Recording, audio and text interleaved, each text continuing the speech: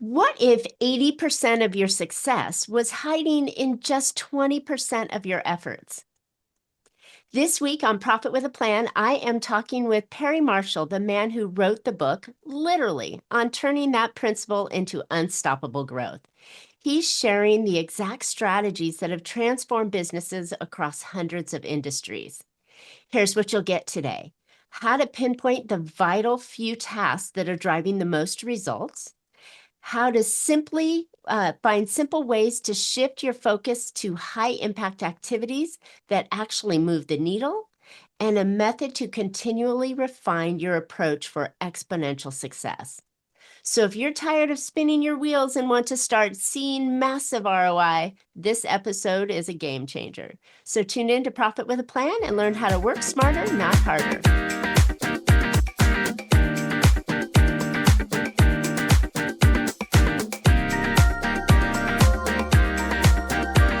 Hey, entrepreneurs, if you're ready to boost your profits and grow your business, well, welcome to Profit with a Plan podcast, where we share strategies to help you scale your company, increase profitability, and set up for a future exit. I'm your host, Marcia Riner, business growth strategist and the profit booster behind Infinite Profit. I've helped countless entrepreneurs to build highly profitable and sale-ready businesses. That's more profits now and a bigger payout later.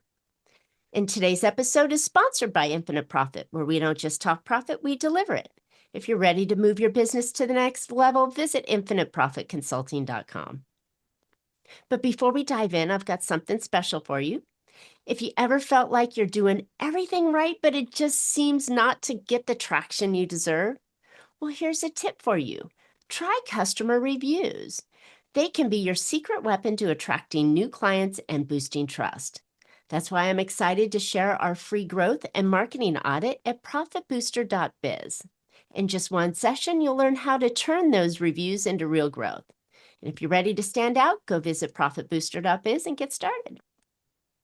All right, let's jump into today's episode. My guest today is Perry Marshall, a trailblazing business strategist and best-selling author who revolutionized how businesses grow.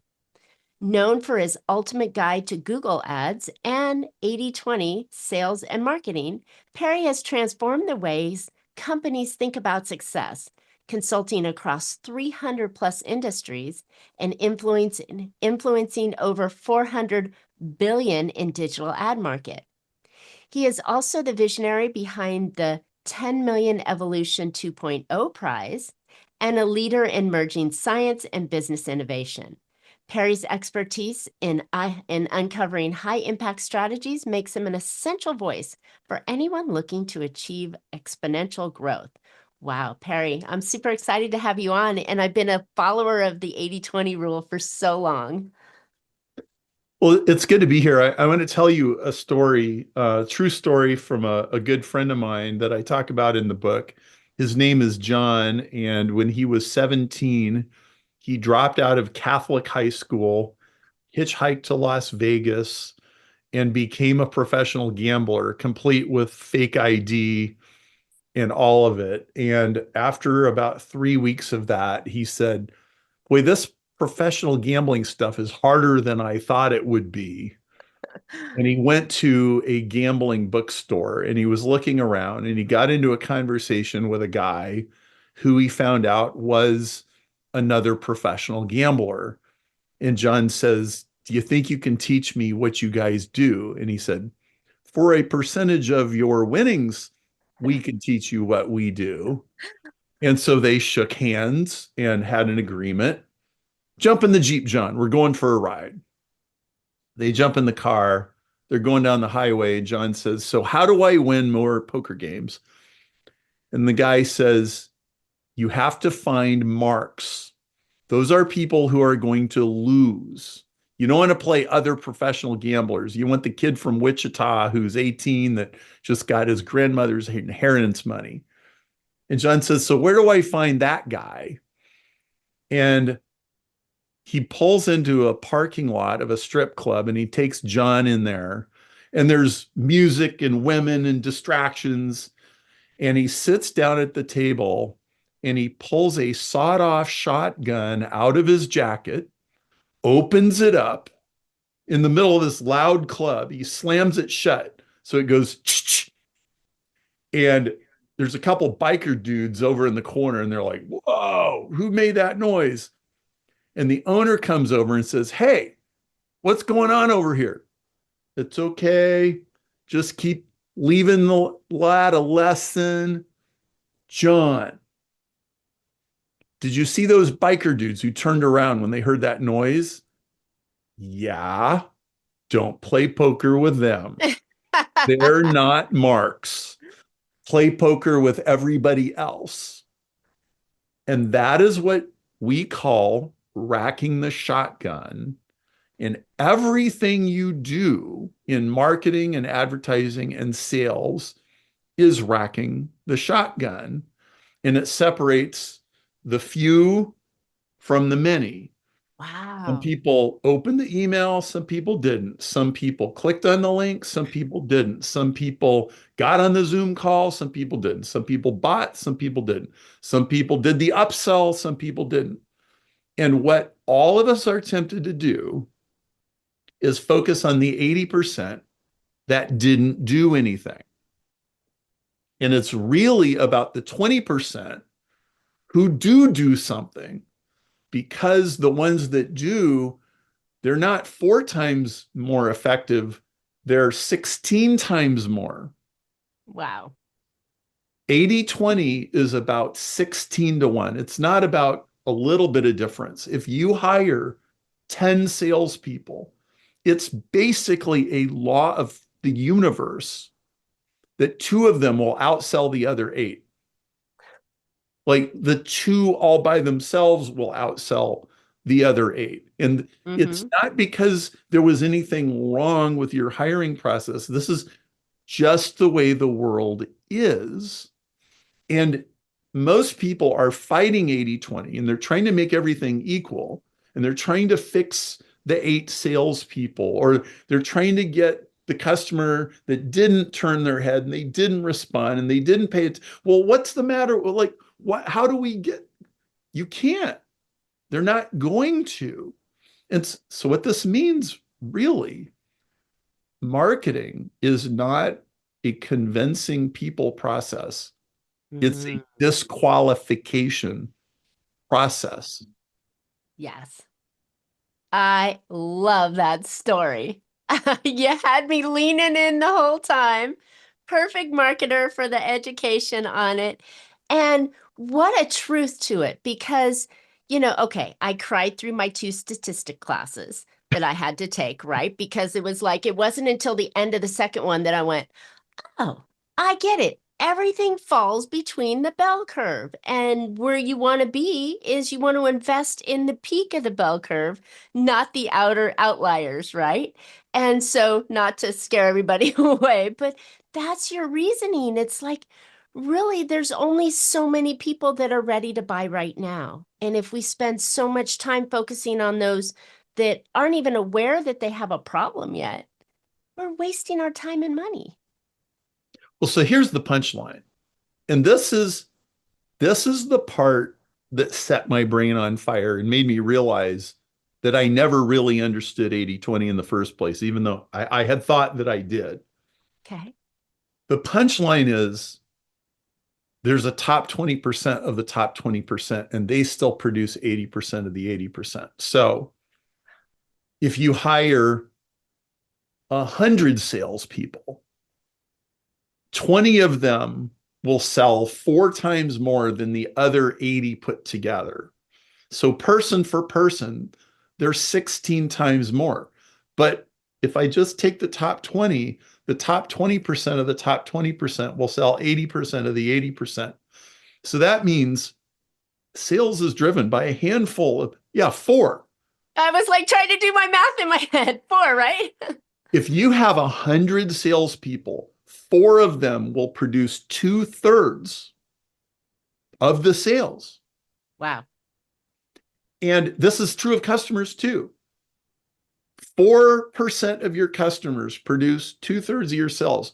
1% of your customers produce half of your sales. And this should be true. And if it's not true, you're doing something wrong. And so this caused me to create a notion called the principle of the $2,700 espresso machine. It says that if you have 1,000 people a week buying lattes at Starbucks for $5, that's $5,000, right? Hmm. One of those 1,000 people will spend $2,700 on an espresso machine, or they'll spend $2,700 on something that has to do with coffee. They might go on a $6,000 Mediterranean barista cruise. I'm in for that. And and if you're just selling lattes, you probably don't even understand that you shouldn't be in the business you think you're in, and that Starbucks understands they're in a different business than what you think that you're in, because money is burning a hole in those people's pockets and they want to spend the money. So when I do live seminars, I do this funny exercise and it cracks everybody up. I'll say, everybody in the room, stand up if you own shoes. So, okay, everybody stands up. And then I start, I, I say, sit down if you have less than 4. Sit down if you have less than 8. And then I'll just keep doubling the number. And I'll go 16, 32, 64, 128. Well, most people have never seen this happen. They're like, 128 shoes? Yes. And there's always, like, I get to 128 and there's always like 5 or 6 people standing up. And the most shoes I ever had in a room, there was about 300 people in the room. One lady had 800 pairs of shoes. Good golly. And this is not weird. This is normal For her. for any crowd. If you have 300 people in a room, I guarantee you one of them has at least 300 or 400 pairs of shoes. That's insane. If I'm in a conference with entrepreneurs, domain names, there will always be somebody in the room who owns more than 1,000 domain names. The first time I ever did this exercise, one guy owned 10,000 domain names just sitting here, right there in the room. Holy cow.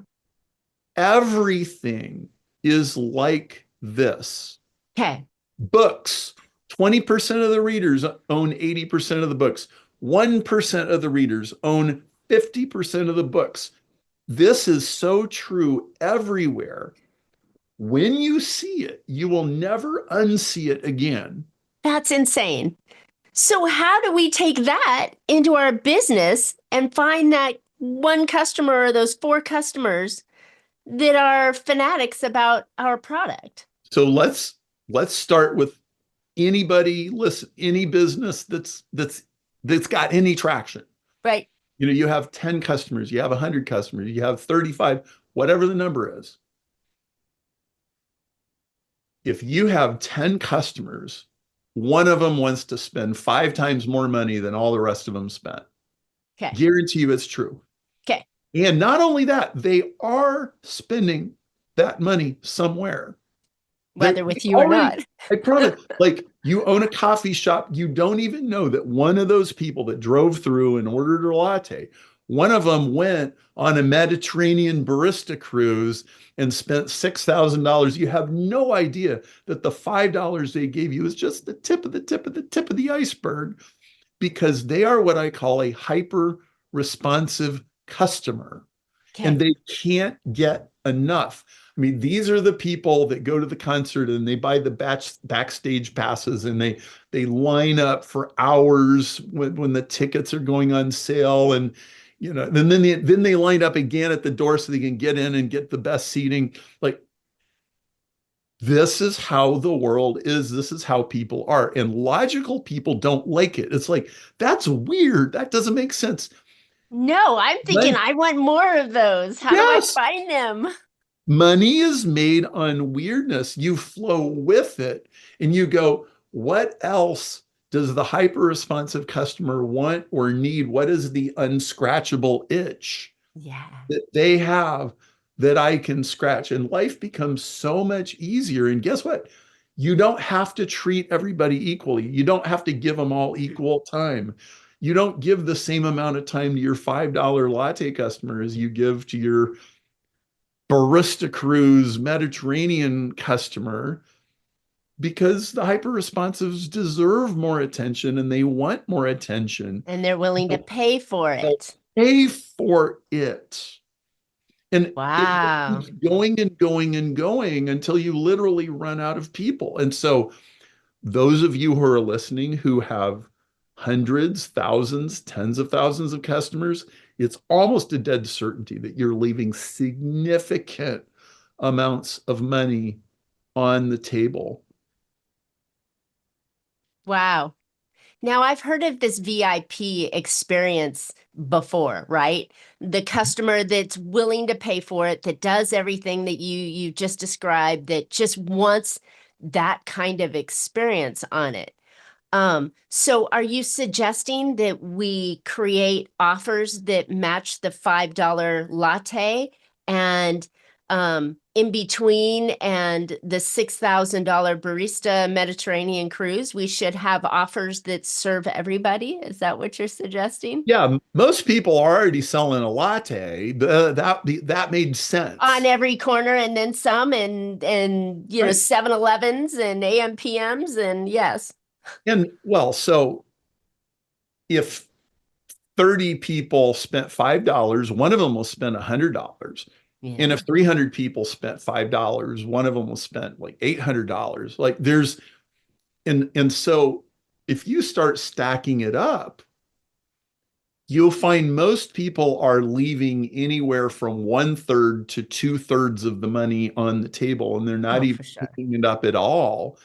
For And sure. they're sitting there and they're quite like, think of the guy at the coffee shop. He's doing the pour over and he's like doing the origami maneuvers and the pageantry and the drama, and he's doing it all, but he's secretly resenting, like, I can't even pay my rent. Like, why am I like doing all this stuff for these people? And he's kind of resenting it because why Mm. is it so hard to make a living? Well, a lot of times it's because the smarter business people in the market, they've figured out the 80/20 principle. They figured out how to get half the money from 1% of the customers.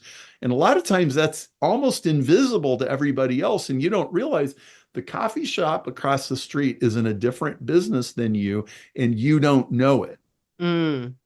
They're in Mm. the Mediterranean cruise business, and you think you're in the latte business. Hmm. So, if I'm hearing this right, this is a completely different version of the 80/20 rule that I knew, and it's on steroids, and I love it. But I'm guessing to myself, okay, having an ultra or a high ticket offer, right, that serves your raving fans is important to have. Yeah.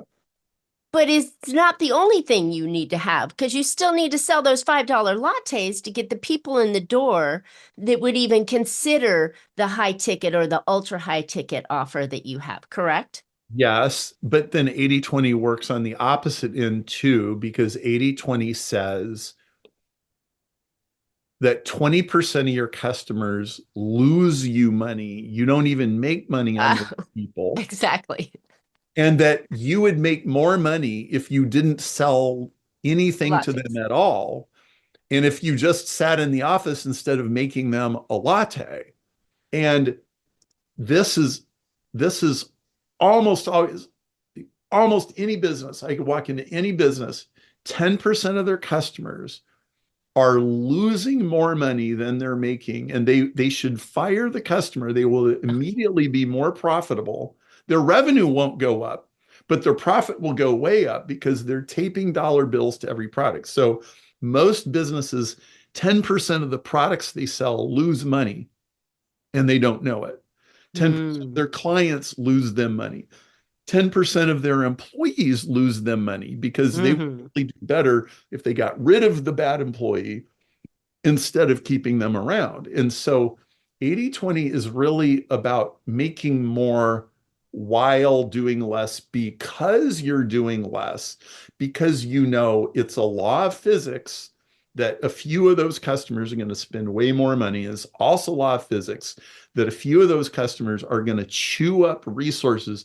Maybe it's product defects, it's complaints, they're bitchy, they don't Extra get. time, negative reviews, Yes, whatever they want to give yes, you or dish out that causes negative results yes. versus the positive results and the few that you can get raving fans from if you just focused on them. Yes, and advertising is notoriously this way. Hmm. Most people waste huge amounts of advertising. I wrote the books on Google, Facebook, and TikTok advertising. People waste huge amounts of money on advertising, click fraud, and or they don't have negative keywords. And so people are typing in like free latte and they're clicking on your ad and you pay money when they click on an ad. They just typed in free latte. They're not going to pay for a They're lot. not going to spend money. And this happens all the time. And so 80/20 it's in every Facebook account, it's in every Google account, it's in every spreadsheet, it's in every QuickBooks. And like let's take this to the level of school. In school, allegedly, you're supposed to be a straight A student. That's like being good at everything. Hardly anybody is successful in any career because they're good at everything. They're successful in their career because they're good at something. It doesn't really matter if they passed their anthropology class or may They knew not. how to study correctly and If they're, could if they're recite short-term memory for the exam, right? right, right. And so this applies to everything and Mm. is everywhere. And when I first saw it, my brain just set on fire. I I was reading and it's like, wait a minute, there's an 80/20 inside every 80/20. And I spontaneously combusted. I was I in a was just gonna say you've already broken my brain right now, so I'm right there with you. and it changed the way I did everything. The next Monday, I sent an email to my biggest client and I said, we're doing an 80/20 analysis on everything. And we found all kinds of stuff. So I'll give you an example of where they were wasting a bunch of money. This client was renting 16 mailing lists from an industry that they were in, and they were mailing 1 million catalogs to the million names that came from these mailing lists. And I said, I know it's a law of the universe that 20% of these mailing lists produce 80% of the money, and 80% of those mailing lists produce Just cost only you the money other to send out your catalog. 20%. And so what we did we did an experiment that I don't have time to go into, and we figured out the three best lists of the 16. And instead of mailing out 1 million catalogs a year to 1 million people, we mailed 500,000 catalogs a year to 250,000 people. So Okay. we mailed them to Twice. better people and we mailed them twice. Twice. I was like, okay, high math, twice. And so they cut their mailing budget in half and their sales went up. I can And imagine because you found the people that were already buying that wanted to buy instead of the people that just got the catalog and went, that's nice, trash or doorstop, right? so if you know from listening to this podcast, Perry Marshall absolutely guarantee you that if you have 16 mailing lists, 3 of them are better than the other 13 put together, and you just have to figure out which 3 they are. You just paid for the time you listening to this podcast by about times 1,000 hours of pain and suffering and misery that you just saved yourself. So you go find the real customers that you want to serve, and then you serve those customers and you sell them an espresso machine instead of making 1,000 lattes. I love it. I love it. And all the ancillary expenses of making all the lattes instead of selling the one machine to the ideal person that wants to buy it. Yes. Wow. Because you're Mind already blowing. making lattes and you're it's good enough. So just keep the people coming. If they want to buy a latte, sell them a latte. But there's a whole other game that you can be playing, and that's the real game. I love it. It's not just niche marketing, but it's niche down to the desire of the buyer Yes. that is ready, willing, and able to spend significant amount of money with your company. And we're missing the boat because we're focusing on the everybody because we're afraid to turn away everybody for the loss of maybe a potential rather than just diving in and looking at the numbers. Now, I know there's a 12-hour class on how to do the data search and the scrub and to find all this other kind of stuff, but it can be done. It can be done. And there's people that love to do that. Yeah. That's Number not crunchers, right? it's not very hard. No. There's they're on Fiverr, they're on Upwork, they're all over the place. They're one of them probably works for you. Do you know how to analyze a spreadsheet? Yes, I know that. Yes. But I Okay. think what you have to have is like you started off in the beginning is you've got to have a set of customers, Yes. right? That are already willing to buy. And then you narrow down that customer. And then once you find that customer, how do you duplicate him? So if we're going to duplicate John, I think was your initial conversation where we were teaching him how to gamble, right? How Yeah. do we duplicate a John so that we can go out and have more Johns on our list or sell more to John originally, right? Well, Johns attract other Johns. So here's a really practical example. Um, a lot of people know that you can take a customer list and upload it to Facebook or upload it to Google and say, well, I Sure. want to find more people. Like people. Okay, so don't upload the whole customer list. Upload the top 20% customers. There's only 20% of those, but they spend 80% of the money. Give Facebook that list and say, I want more people like this. I want more Nice. people that buy $2,700 espresso machines, not more people that buy $5 lattes. Now, typically, it's going to be 2 or 3 times more expensive to market to those people on an individual basis. But in the aggregate, you only spend a third as much money because they buy so much more. And And you're only shipping out the catalogs to them twice as often and only to half the people that yes, need the catalogs. So you're actually, when you think about the numbers itself, the volume of the ad spend, right, are significantly less, but they're more expensive to target that person because everybody else is targeting them as well. yes, this is the difference between the ordinary ad agencies and the great ad agencies. The average ad agency will say, I will save you 10% on your clicks. I'll save you 20% on your clicks. A really good agency will say, I'm going to find customers that are 2 or 3 times more expensive to acquire and are 10 times more desirable for you. Yes, And please. nobody else is doing that. So we can find them and get them. In my 6 years of doing this show, I've had tons of marketing experts on, and they all have the same story. And the question that I always ask, because coming from the business owner side, this is always very bothersome to me that we have to gather data for 6 months before I start to see the customer that I'm paying the marketing for, right? Mhm. But I think you just gave me the shortcut because if you can stream the data down and not looking for the discounts or the mass, but you're looking for that individual, that has that high spending probability. Now Yes. you've just shortcut and all of the time for data research because you looked at your own books and you asked them to duplicate these high shoppers. Yes. In fact, John, the guy that I told you the story about, one of the things that he taught me was never develop a product until somebody writes you a check Mm. first. And so I've ignored that advice a couple times and it's I think cost we all me have. dearly. And then I've followed the advice a few times and then not dive into an empty swimming pool.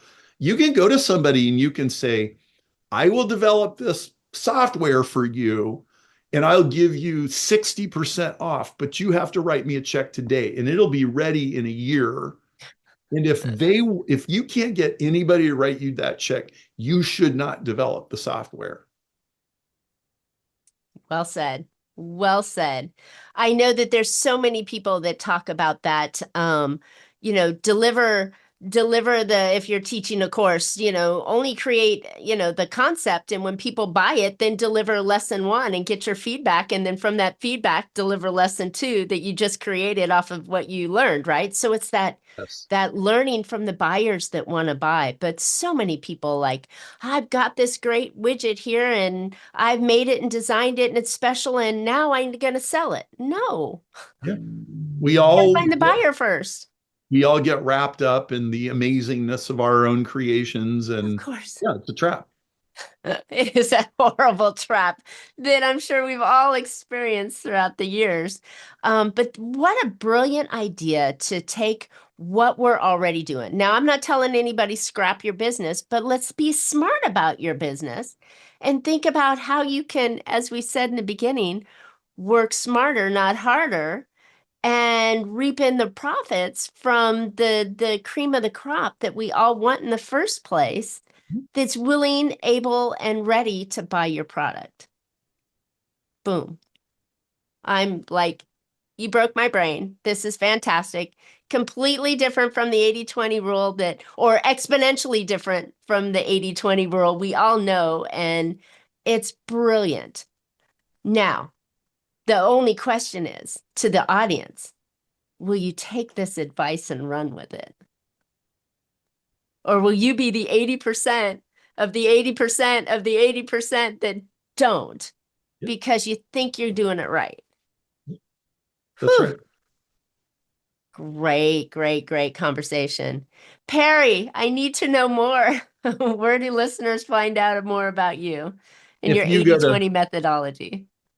if you go to perrymarshall.com/podcast, you can get my book 80-20 Sales and Marketing for $7, including shipping.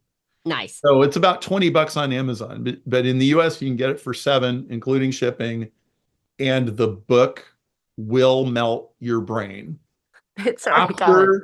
After you read this book, you will never not see 80-20. You'll be able to walk into any business, your business, anybody else's business, and go, wait, here are the levers. These are where the high profit parts are. This is the low profit stuff that we need to cut out. This is where I need to spend my advertising money. This is where I need to spend my salespeople's time.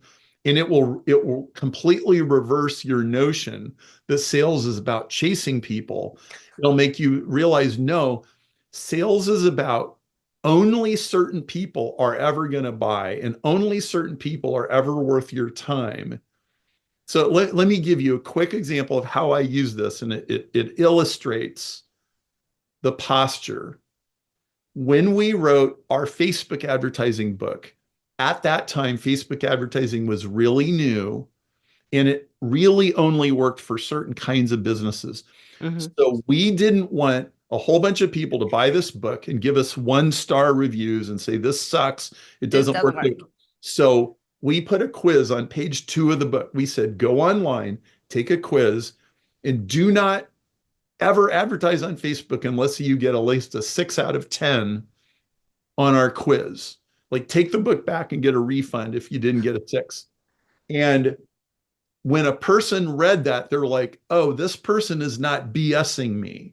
And they would go take the quiz and they would get an 8.5. And then it was very believable that the person who got the 8.5 should really take us seriously. Imagine doing that with everything you sell, some version of it, whether it's just a couple of quick questions on the phone or literally a quiz that you make. And you say, I'm not even going to attempt to sell this to you unless I can genuinely help you. I want you to think about, how does that change your posture as a salesperson? How does that change your relationship to the person? Because they don't feel like you're ramming something down their throat. Wow. Immensely increases your credibility. It's all from 80/20 saying, I know in advance that 80% of people are not a match. I'm not going to waste their time or my time. I'm looking for just the right people. And those right people become raving fans and bring in other people just like them. Yes. And your success results that you promise to your customers, whether it's thicker hair or nicer skin or the best pizza in the world, Yeah. they're going to appreciate that more because they fit your perfect customer model. Yes. Nobody's for everybody. Of course not. Tell that to every business And owner it's out okay. there. Repeat that to every business owner out there. You can't Nobody serve is for everybody. everybody. Oh my gosh, Perry, I love it. Thank you so much. Hey, listeners, thanks for tuning in today. Gosh, I hope you got the valuable insights and actionable ideas that I just took in. My mind is melted because he's just turned that 80/20 on its head and made it now one of those, strange alien symbols you're going to see everywhere in your life, right? And how it's going to really evolve your business for the upcoming year and how we're going to turn it on its head and make you just totally profitable. Wow. Amazing. Okay, so enough of that. As I mentioned earlier, if you feel like you're doing everything right, but you're not getting the traction, check out my reviews and my training on that. And while you're at it, go grab a free marketing and growth audit at profitbooster.biz. And please subscribe to future shows. We've just hitting 6 years of Profit with a Plan. So I'm so excited that I've brought amazing guests like Perry on the show. And I want you to make sure that you see the next guests that are coming up. You can always find Profit with a Plan on all your favorite podcast platforms. And we're looking forward to more great profitable strategies on next week's show. So until then, make your plans and profit with them. Thank you, Perry, so much. This was incredible. Thank you, Marcia.